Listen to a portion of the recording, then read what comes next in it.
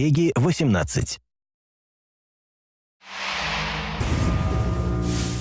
Hi everyone, my name's Alex Hutchinson, Creative Director on Far Cry 4.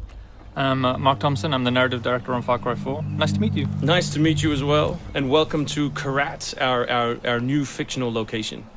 So in Far Cry 4, you step into the shoes of AJ Gale, who is returning to the country of his birth, initially just to scatter his mother's ashes before he gets caught up in what's essentially a civil war. Karat is a fictional place based somewhere in the Himalayas, inspired by places like Nepal and Bhutan, and a bunch of countries from that part of the world.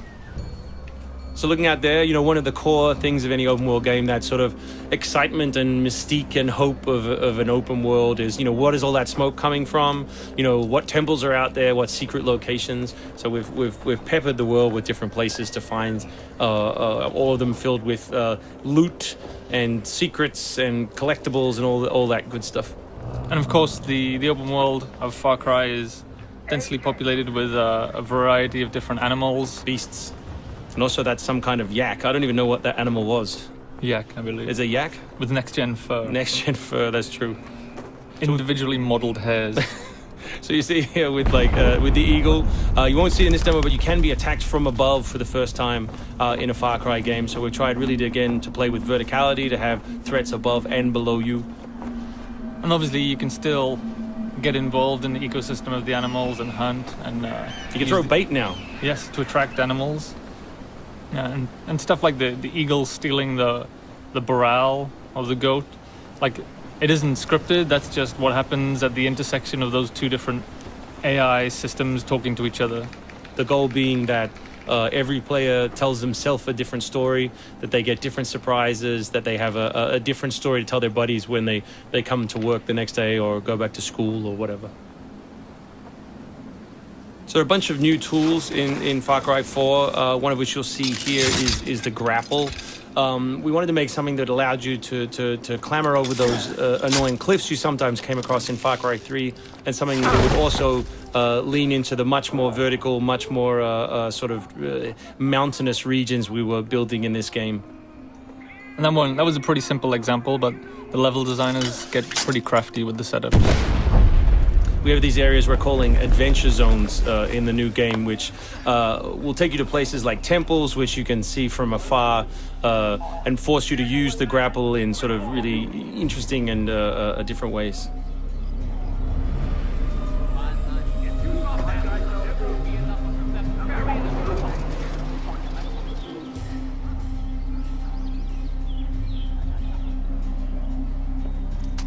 The auto crossbow is a new stealth weapon that we've introduced for Far Cry 4.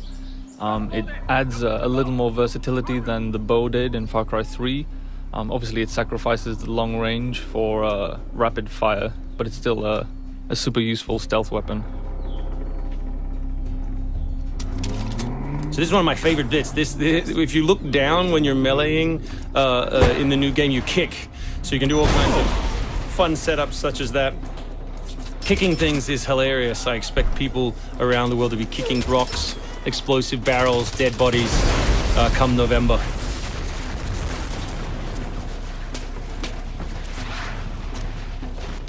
Our goal really was just to provide as many tools as possible, whether vehicles or animals or weapons or goofy stuff, and let people fit them together any way they want. Yeah, and we've snuck a few features in that fans of Far Cry 3 I think are going to be surprised by. Drive and shoot. Yes. So drive and shoot, obviously it's a bit frustrating to be chasing someone forever and have to sort of drive in front of them, pull over and wait for them to get out. So now in the vehicles you can drive and shoot with any one-handed weapon. And you can also do driving takedowns from any vehicle, which I really like. So this idea of leaping from your vehicle into another vehicle, do horrible things to them, boot them out the side, and then continue on your merry way. You can now deliver death without even leaving your seat. So wingsuit is still here, and it's really cool, as you see, and actually when the space became more vertical, it actually became more fun. The mountainous environment means that there's a lot more wingsuiting to be found. And hopefully you won't get it before the middle of the game. You will. Hopefully you will get it before the middle of the game. That's the current plan. But we are many months away from watching you guys abuse us online. Means that there's a lot more wingsuiting to be found. And hopefully you won't get it before the middle of the game. So here you'll get a look at elephants.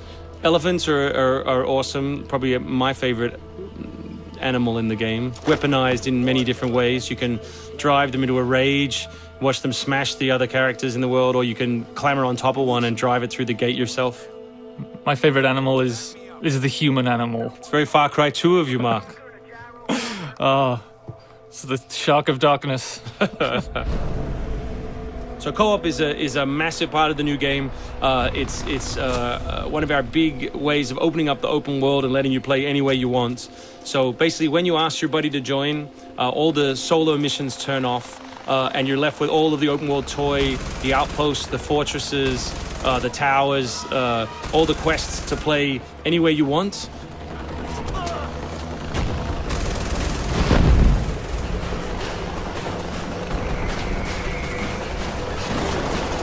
All right, let's do this. What do you think of the Buzzer, Mark, which is a small one-man helicopter? It's very red. No, but it's cool because it gives like this almost like developer perspective on the world. Like you normally in Far Cry 3 you could never really see an outpost, or you couldn't engage with an outpost from this kind of vantage point, which is really cool. So the outposts from Far Cry 3 were like the template for the fortresses. They're kind of like bigger, better, more badass version of the outpost to More badass. to paraphrase Cliffy B. Badassitude.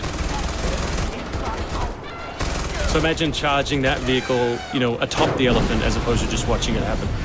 We spent a lot of money on that feature. Yeah, a lot of money. Perhaps we could have put that in a video. Very expensive. So thanks everyone for watching. We really appreciate your time, and we look forward to showing you a whole lot more gameplay in the coming months. The game ships, of course, November 18th worldwide on PS3, PS4, Xbox 360, Xbox One, and PC.